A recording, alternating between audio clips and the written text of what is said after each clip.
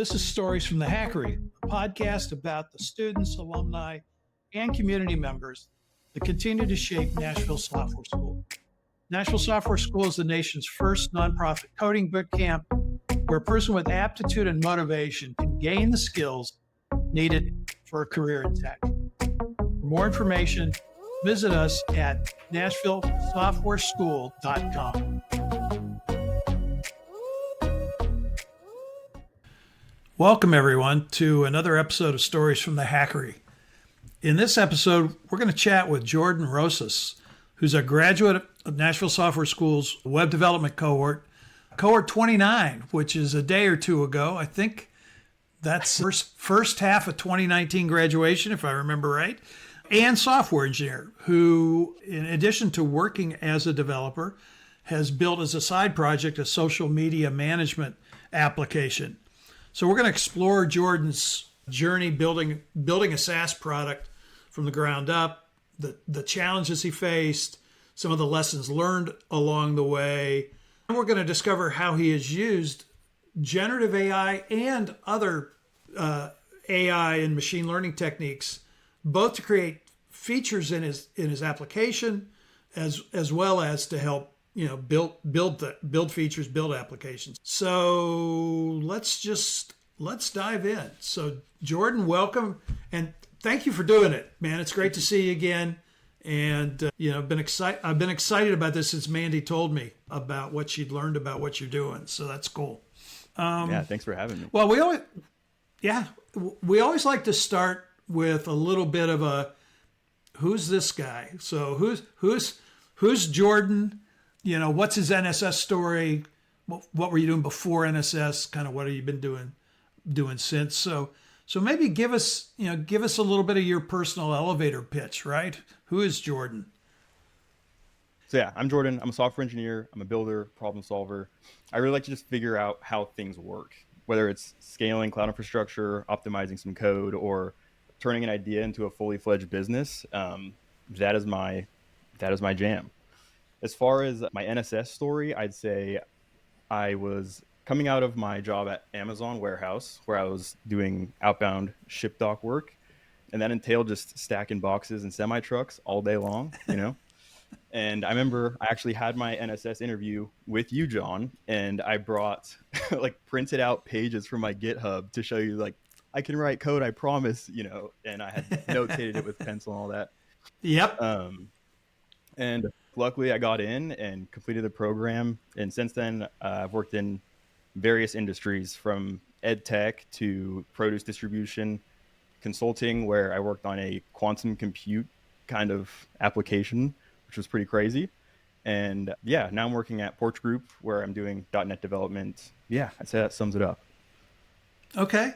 Well, cool. Yeah, there's some interviews that sort of stick with me. And I remember you bringing in it's like, oh yeah, this dude's going to get in. This is good. This is good. So, wow, thank you. All right. So current role, as you said, you are a developer at Porch Group, where I think you've been for several years now, if I remember right. 3, okay. So, you're well along the path, what are you working on? 6 years of experience at this point, I guess. And you're also working on a side, you've also got a side project that you've been working on for a while. I'm not exactly sure how long. So tell me a little bit about the side project you're working on. Yeah, so the project is called SocialWaive. It is a social media management application, and I'm trying to utilize artificial intelligence to remove the mental toil of content planning for social media managers, influencer marketers, those kinds of users. I'd say the core differentiator in my product is that it does a lot of analysis on your audience engagement patterns, sentiment trends, and just overall content performance to give you, being the business or user, insight into what content is winning with your audience and performing well, so you can repeat that and just always be posting winning content. Okay. Yeah, and we'll share a link to the SocialWaive site because it's Wave as in WAIVE. So, but in the show notes down below, as they say, there will be a link to SocialWaive. So, how long have you been working on that? Yeah, so I'm coming up on 2.5 years of work on SocialWaive. Okay, so while you've been working as a developer in your day job, you've been working on SocialWaive as a side project, which I hear has transitioned from a hobby project to a real app at this point. That's right. Yeah, officially have some customers on there. It's getting some real use, and they're picking it apart, which obviously I appreciate because how's it going to get better, right? Oh yeah, absolutely. Yeah. Right.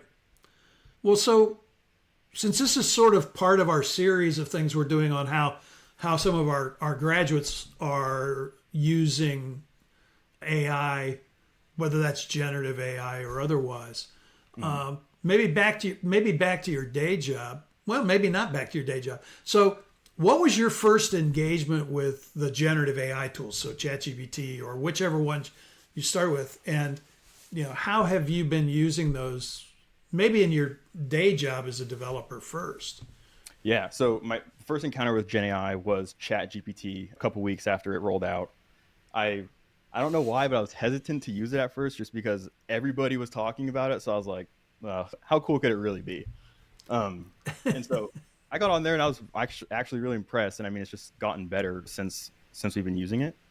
As far as how I'm using it for work, I use it for a lot of things. I've found a way now where, like, if I have a QA task, for example, for verifying copy on a page, I'll just go rip the whole page's copy and say, hey, does this match the acceptance criteria in this ticket, right? And it can detail that kind of stuff. If I forget how to write a switch statement, I'll pop in there and say, hey, fix this for me, stuff like that, just really small things. But then once Copilot got released, that has been truly just one, amazing, and two, kind of scary in a good way, because you'll be writing code and the next thing you know, you're thinking about the block you want to write and Copilot just auto suggests it in your editor and you're kind of just, whoa, yeah, tab and accept. So yeah, it's just gotten really, really cool, very helpful. It's definitely a great tool for any developer of any level. Yeah. And just to be clear for people listening in, well, maybe just to be clear for me, I'm about to make an assumption here. I think we're talking about GitHub Copilot here, not the other Copilots that Microsoft has. That's right. Yeah, things. GitHub Copilot was what I was referring to. Yeah. So that's your primary Gen AI tool that you use on the job these days? Yeah. Okay. Well, I'm curious. I mean, you've obviously settled into using it pretty consistently, and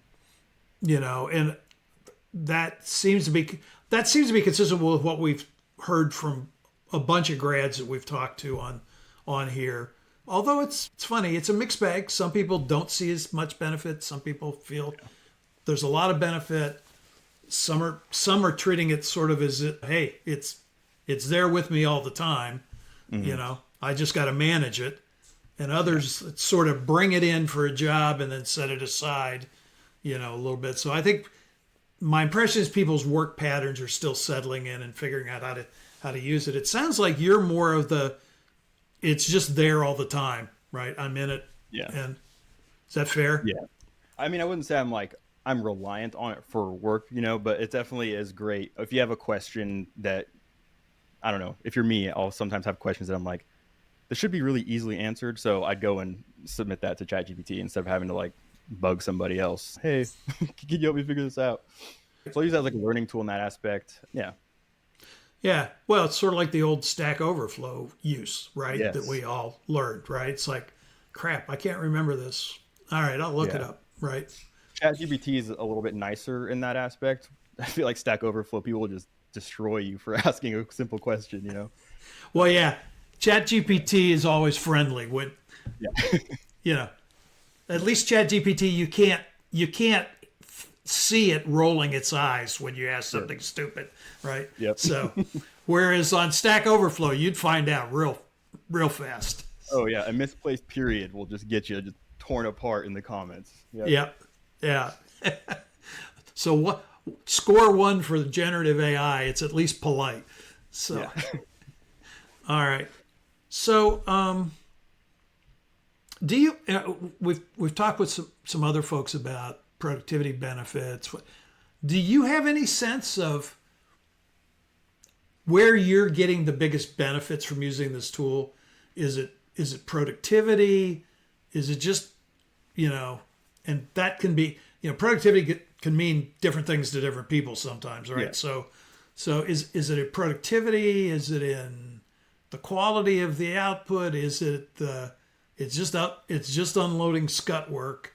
Kind of how do you think about what benefit you're getting from it? What you're, Yeah. where it's helping.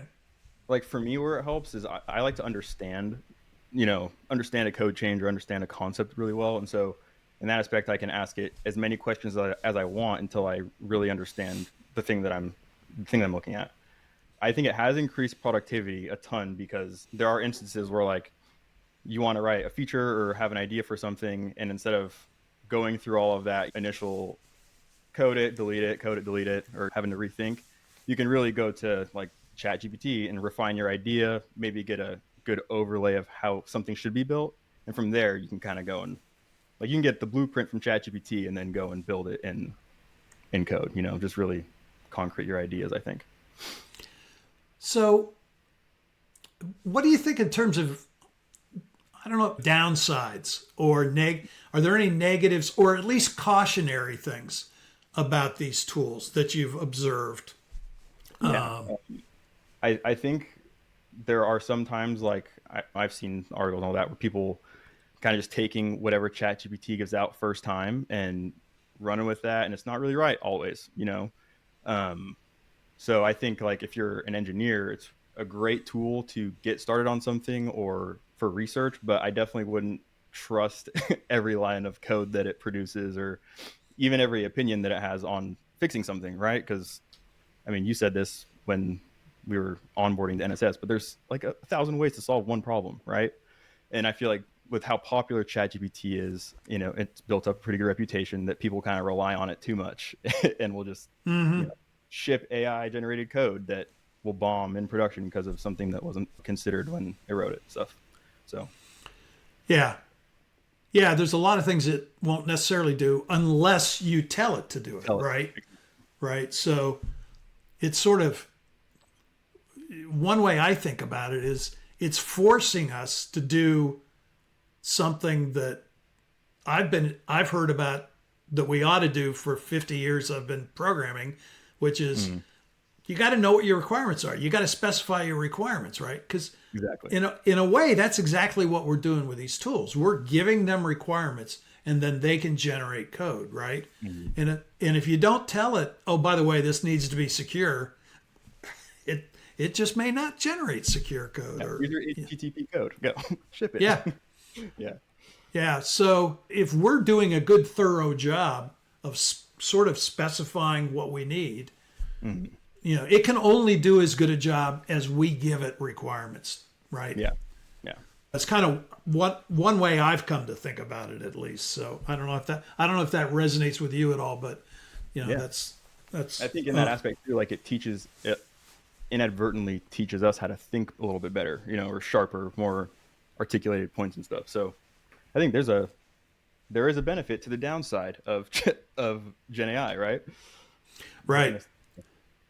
Well, so let's talk about let's switch gears a little bit. Let's talk about SocialWaive, because if you've been working on it for 2.5 years, that's about the same length of time since ChatGPT came out. That's right. Yeah. So, I mean, have you been?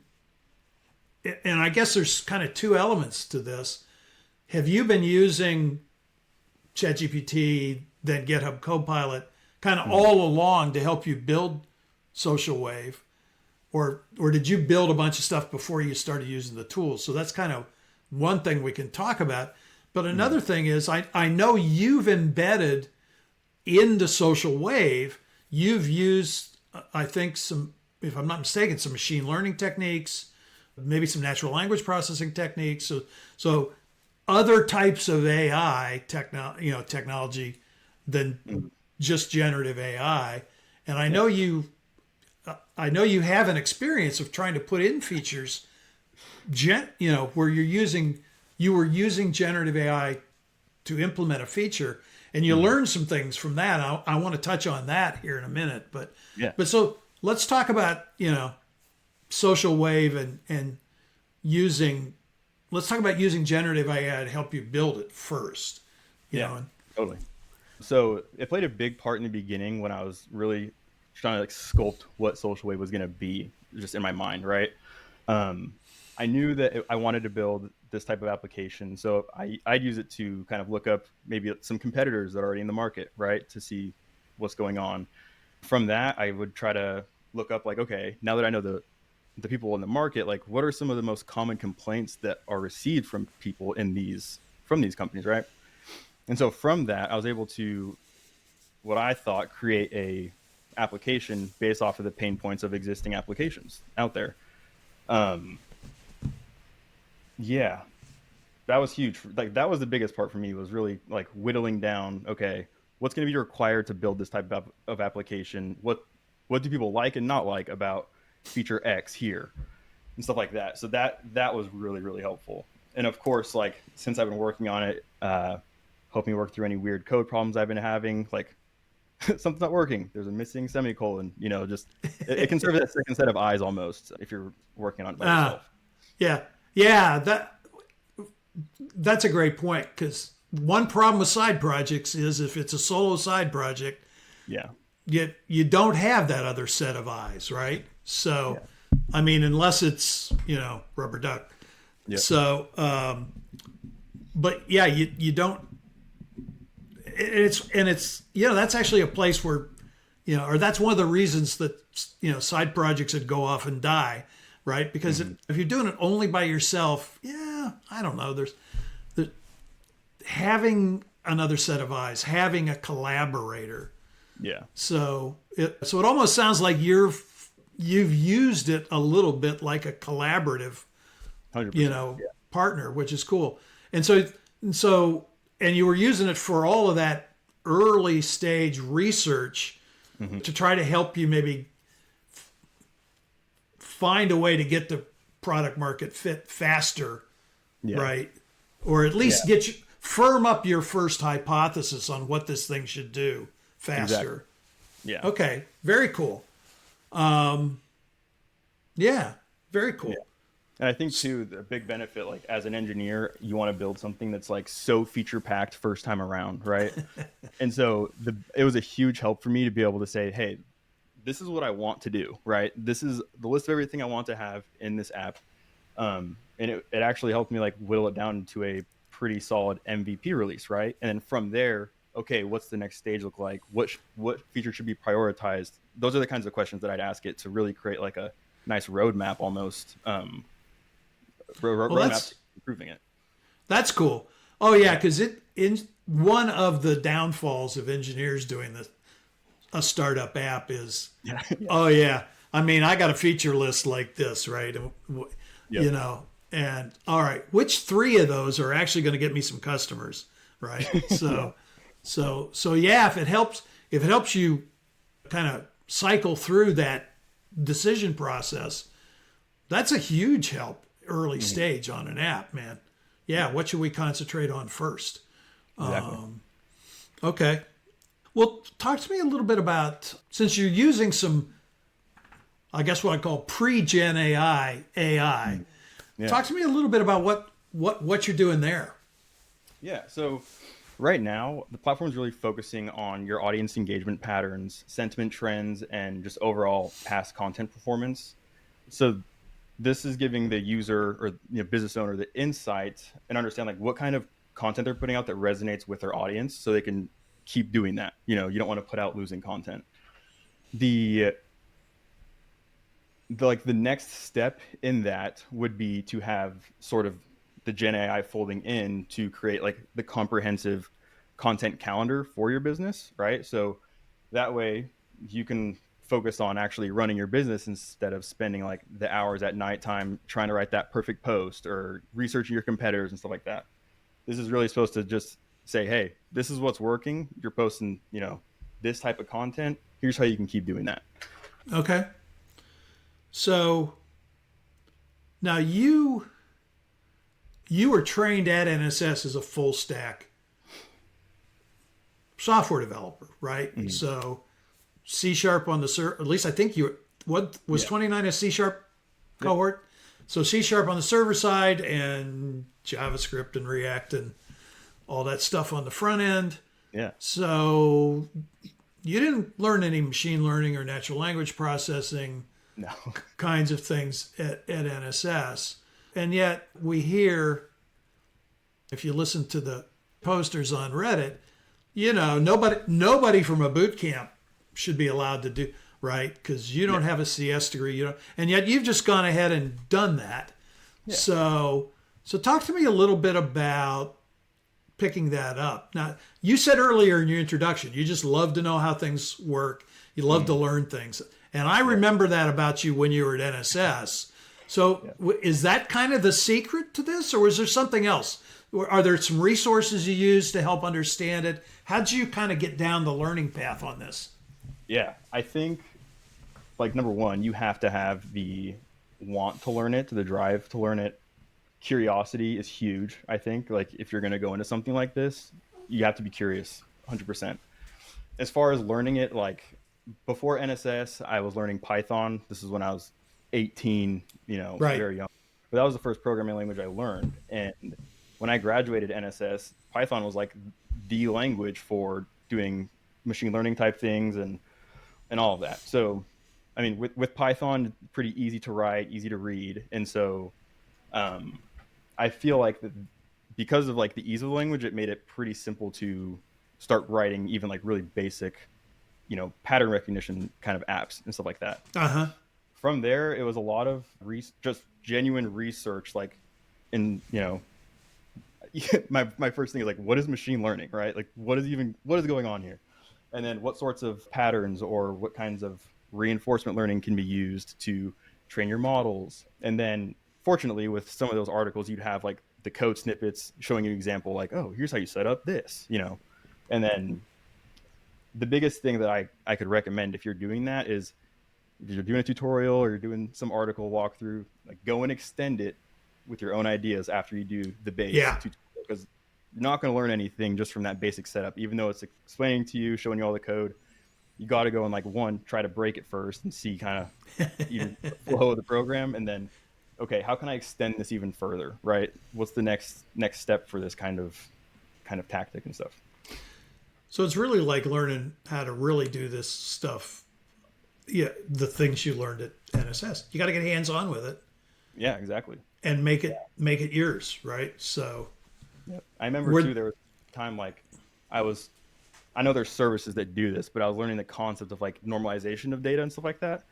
And I remember I wrote this Python program and I was so proud of it because it would do that. You could give it some data you collected, you go and clean it, normalize it and all that. And then a couple of weeks later, I see some service that does it or some tool. And I'm like, oh man, I spent weeks trying to write this program. And I could have done it here. But I mean, that kind of stuff is invaluable. And that's where the knowledge and understanding comes from. When you build that's right. You learned a bunch of stuff from doing that. Yeah. That you wouldn't otherwise know the way that you do if you just bought the service, right? Yeah. Now, there's times where all you need is to buy the service. Yeah, exactly. But there's other times where that knowledge, 6 months down the road, you get a chance to reuse that knowledge in a totally different way. Yep.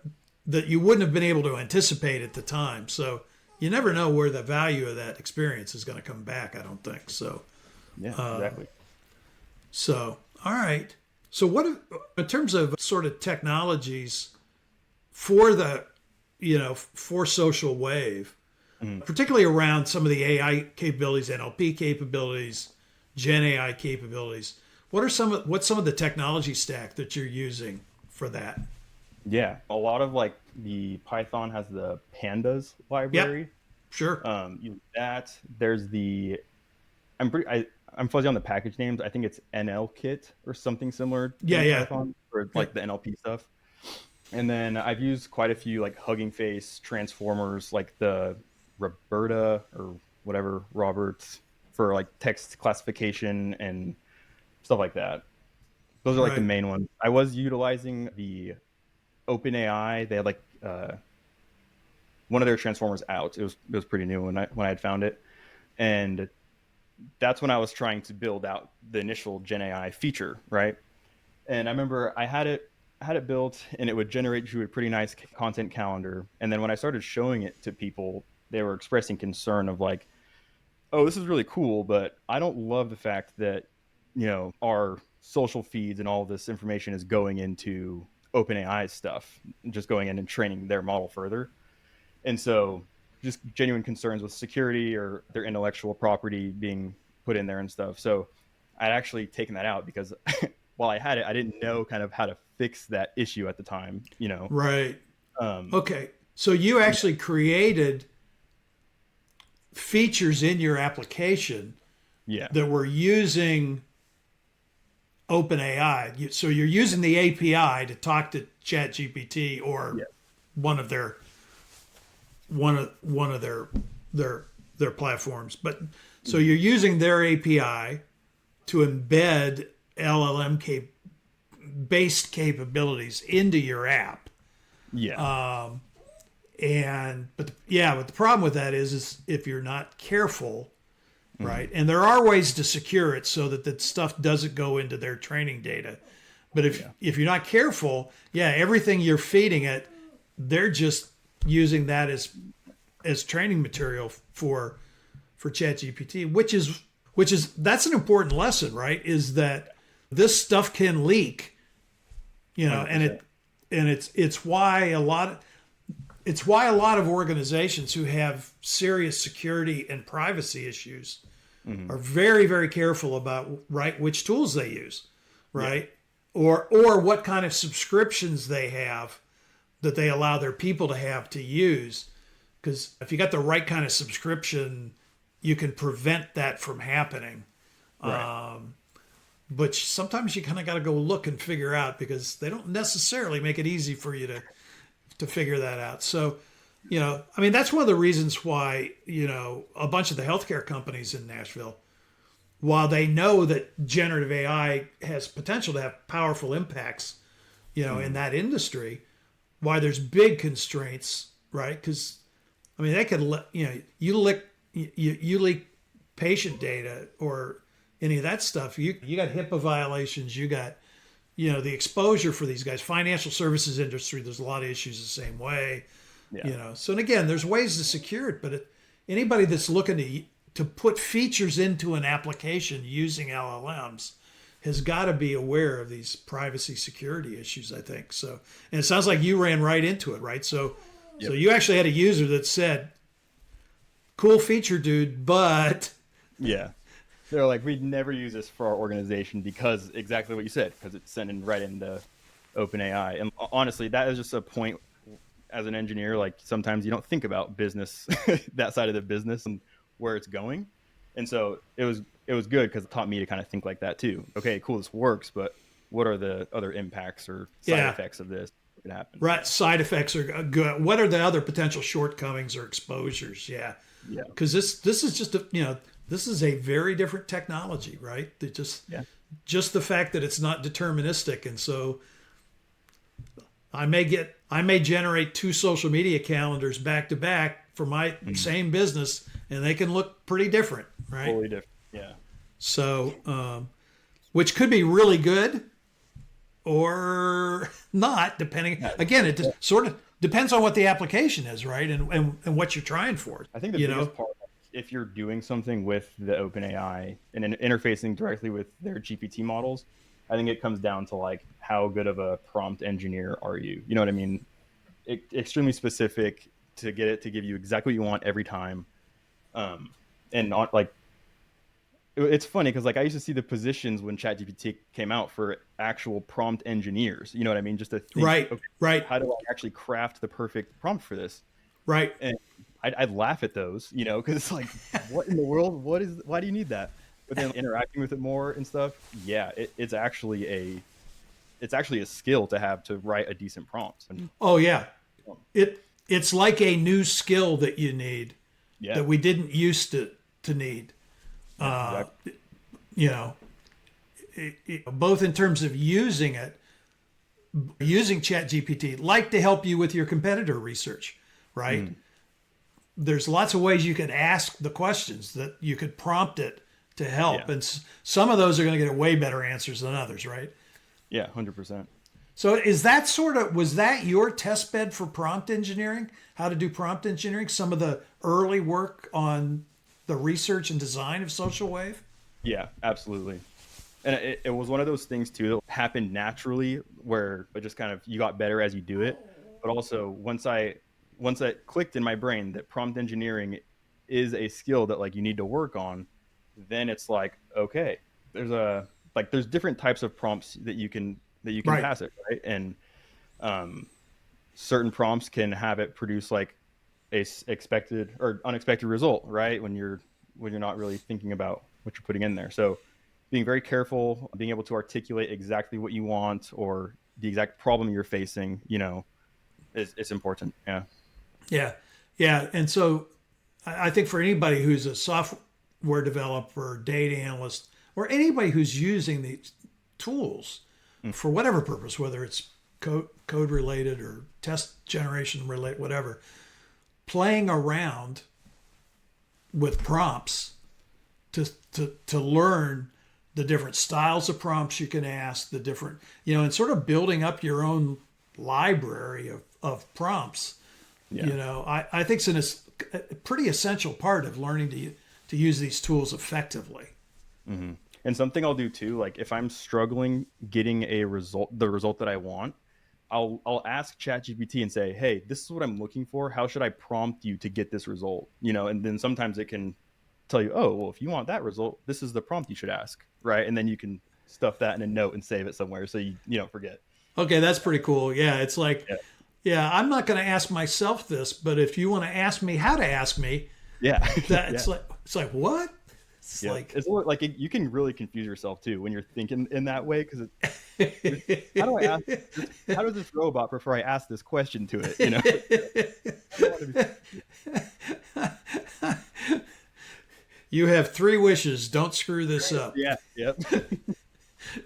That's funny. That's good. I love that. All right, Jordan. Well, again, and I love that again you were able to sort of dive in and think about what tools to use to build in some of these capabilities. And oh, by the way, for those listening who don't know, Hugging Face is a site it's sort of like a GitHub or something, but for generative AI related libraries. So it's where a lot of the open source LLM models are kept. Like an app store for pre-trained Yeah, models is how I'd explain it. Like for pre-trained models, but also for things like the libraries to do retrieval augmented generation or those kinds of things. It's kind of a go-to site for people that are building some of these newer generation. Really cool, like they've stripped down, like if you go and click into a certain model or whatever kind of thing you're trying to learn, there's usually amazing documentation along with it. Like here's how you can use it and get started with this model like in 5 minutes, and then from there you can just take off. Yeah, some of the Hugging Face documentation on things like on RAG, retrieval augmented generation. I mean, that's kind of the go-to resource if you're trying to figure out how to do that. Yeah. But again, what's cool is you hear this, well, you got to have all of this math and all of this stuff to embed LLM features into applications. Mm-hmm. And I'm not seeing that, right? I mean, you've figured it out. We've talked to other NSS grads who've kind of figured it out, and other people say, no. What's happening is we're basically getting a new type of engineering here, AI engineering, where I don't need the PhD in deep learning to be able to take the libraries, take the existing trained models, understand my data, maybe do some fine tuning, maybe do some retrieval augmented generation, because that's those are libraries. I can use APIs using my existing programming languages to build these things out. kind of where do you fall on? I mean, your experience is over here on the no, I can pick up and Yeah. learn this stuff. That how would you just am I I oversimplifying what's involved there? Yeah. No, I think we're in a time now where like I just think AI is like the fad thing, and engineers have found a way to make it easy to utilize AI. And I don't think people should be shot down for using tools that are at their disposal. You know what I mean? It's just so funny. I feel like people who are so against it or have all these thoughts are just kind of trying to be gatekeepers. And yeah, they might have spent lots of years getting their PhD, and props to them, but like we it's not a reason to put down people who are utilizing these tools. Maybe we don't understand all like the actual math behind it, or stochastic gradient descent or stuff that goes into that, but here's Ooh, my app and it's doing what it's doing. You know what I mean? I don't yeah, know. yeah, yeah. I agree. I Yeah.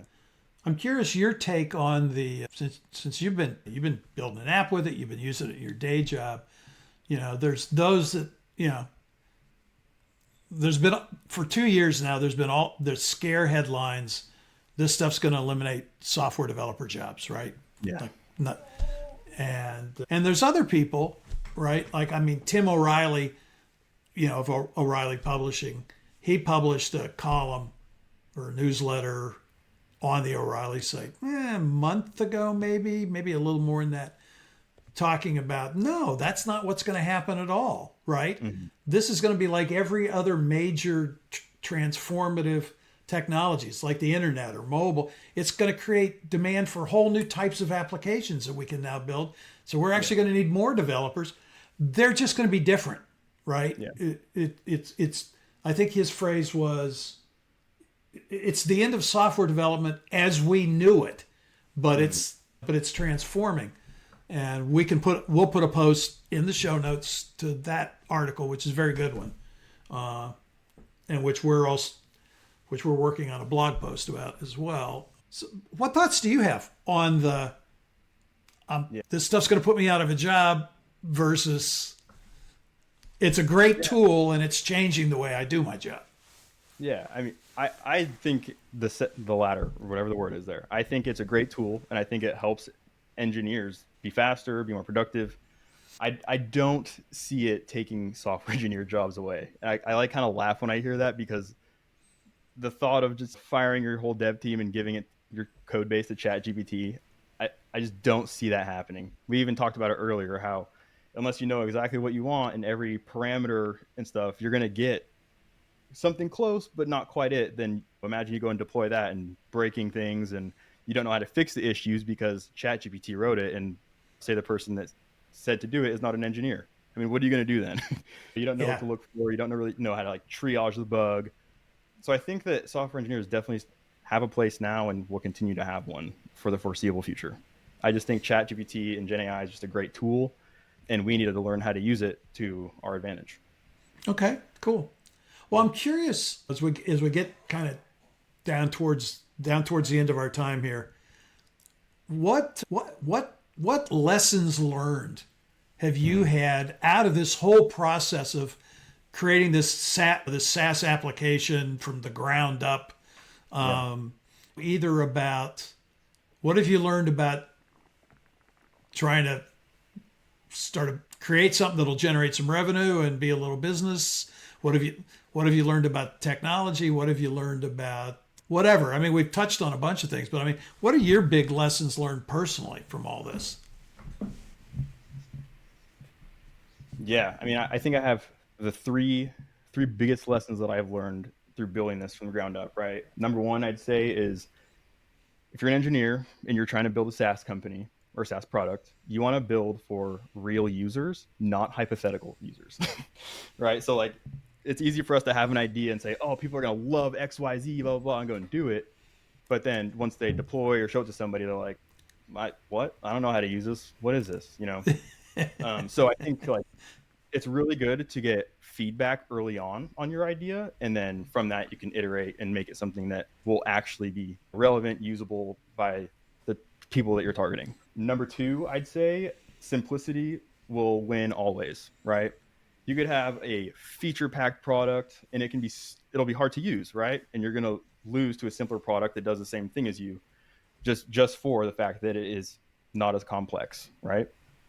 And then I'd say number 3 is like when you're scaling your product, it's not just about scaling your technology. If your support or onboarding and your marketing strategies can't scale, then that's where you're going to hit like a bottleneck in your process. Right. So sometimes being able to step away and look at it holistically instead of like just working on your application from your engineer's point of view. Cool. Yeah. Yeah. Awesome. Great lessons. I particularly love the one of actually solve somebody's real problem, right? Yeah. It's Really, there's not your hypothetical ones that love everything that you build in your head. Yeah. yeah. Yeah, because you're not going to stroke yourself any checks for that stuff. Right? You got to find somebody who's All right. Well, that's cool. So, sort of maybe a couple questions here on the way out. The tech world looks really different than it did when you came to NSS back in. You probably applied in 2018, right? Because you graduated in early 2019. So Yeah. So, think back 7 years, which is like tech years are like dog years, right? I mean, that's 50 years ago, dude. So as you think about sort of how it's changed and stuff and how you were able to get in back then, to somebody who's thinking about getting into this today, right, in 2025, what advice would you give them about considering a career in tech? I think the biggest thing would be you want to learn how to actually like think, not just how to code, right? Because the thing is like programming languages and frameworks are going to change, but like your ability to solve a problem solving skills, that's what lasts forever, right? Second thing I'd say is we kind of touched on it earlier, but you don't want to learn or just build things in a vacuum. You don't want to just follow that tutorial for every keystroke that you have. Go and build a real website, or take that project that you did the tutorial on and build a different version. You know what I mean? Or add some more features to it. Even if it's small and stuff like that, the lessons you'll learn on your own, changing the app code, getting outside a tutorial or the documentation, those are lessons that are going to shape you as an engineer and make those problem solving skills really stick. That's great advice. Yeah, we're always going to need problem solvers, right? Yeah.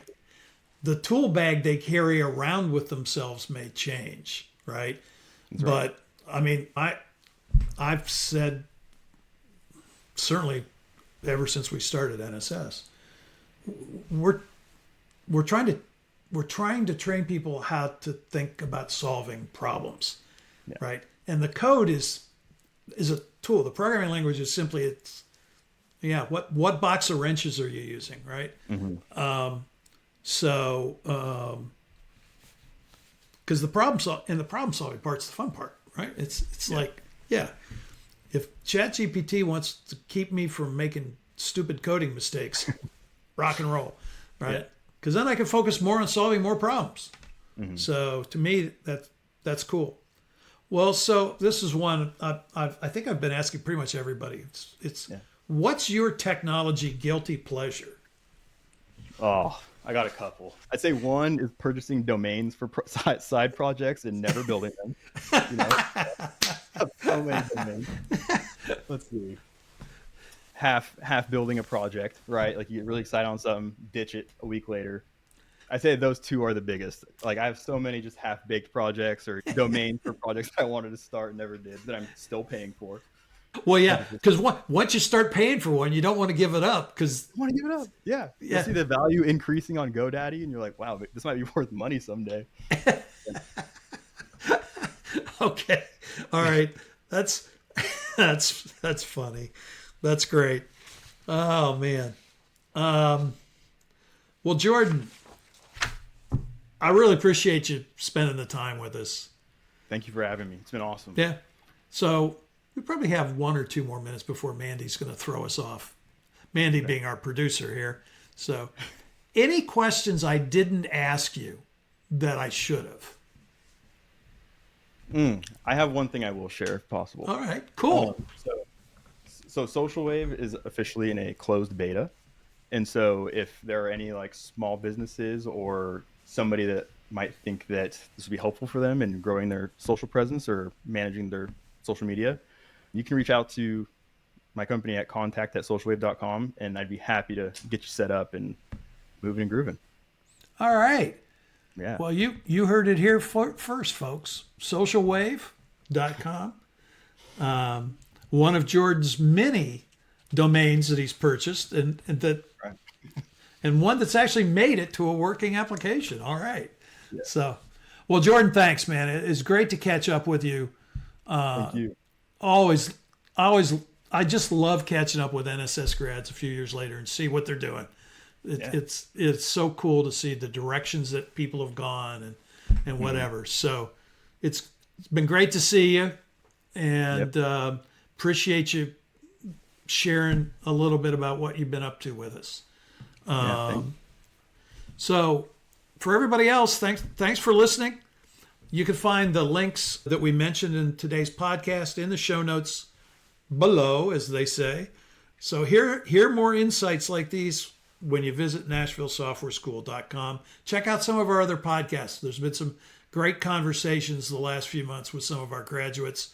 Check some of those out as well.